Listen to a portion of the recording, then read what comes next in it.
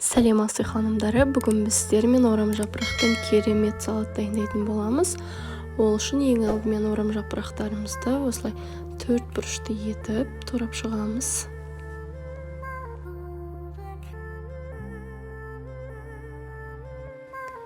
Көлемін кішкене өзгертсеңіздер болады, өздеріңіздің қалауларыңыз бойынша.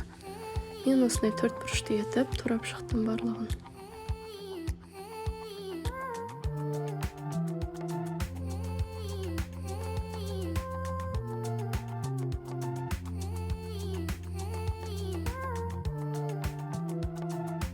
Егер сіздерге каналым ұнап жатқан болса, каналыма тіркеліп, қоңырауша белгісін басып қойыңыздар, лайк және комментарий қалдыруды ұмытпаңыздар.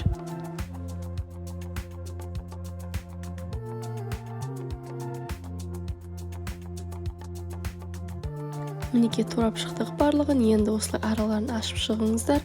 Барлық жеріне тұз бірдей тию үшін.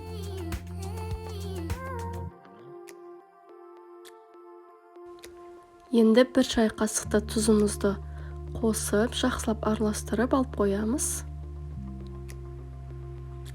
Қолмен араластырсаңыздар да болады, өздеріңіздің ыңғайларыңызға қарай. Бізде жаңағы бір сәбімізді алып, осындай үкіштен өткіземіз, мінекей көргендеріңіздей.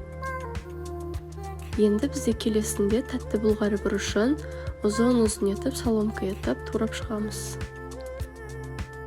Егер сіздерге басқа да салат түрлері қажет болатын болса, каналыма өтіп қарасаңыздар болады. Менде салаттың түрі бар. Жасап көруге кеңес беремін. Өте дәмді болып шығары сөзсіз. Отбасыларыңызға да ұнайтын болады.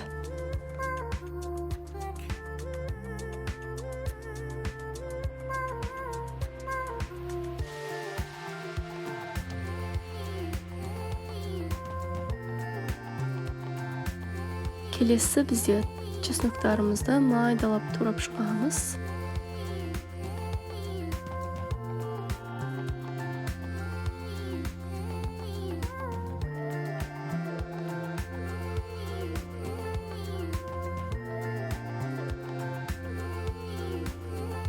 Осылай тағы да үстінен кішкене майдалап жіберіңіздер, сол кезде әдемі шығатын болады салатымыз.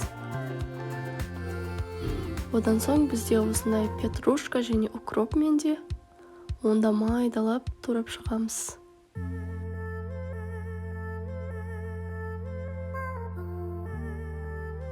Енді қызып тұрған майда ең алдымен чесногымызды кішкене қорамыз, одан соң тәтті бұлғары бұрыштарын, одан соң сәбізімізді күштен шығарылған онда қосып, жақсылап жеңіл араластыратын боламыз, және де петрушка укробымызды қосып жіберіңіздер арасында. Одан соң бір шай қасықта тұз, бір шай қасықта ориандр, яғни кинза. Одан соң осындай морковный салатқа арналған приправа, яблочный уксус, бір шай қасықта болды. Одан соң бір ас қасықта соя қосатын боламыз. Және барлығын жақсылап араластырамыз жоғары отта. Одан соң жаңағы алдын ала дайындап алған орам жапырағымыздың үстінен осылай қуырылған көкөністерімізді салып, жақсылап араластырамыз. Егер тұз аз болатын болса, тұзын қосып жіберіңіздер. Мінекей біздің салатымыз дайын болды. Егер сіздерге каналым ұнаған болса, каналыма тіркеліп, лайк және комментарий қалдыруды ұмытпаңыздар.